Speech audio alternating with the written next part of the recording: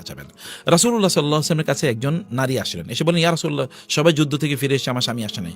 রাসূল বলেন, কোনো প্রবলেম নেই, ফিরে আসবে। এবং তিনি সত্যি ফিরে এসেছেন। এরকম ৩ বার ঘটেছে।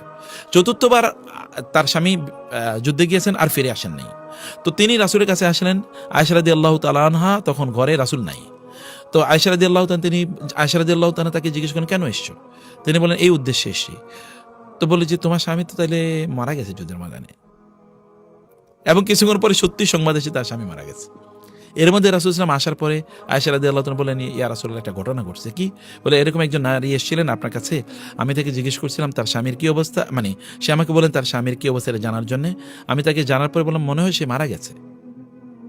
এরকম অবস্থা।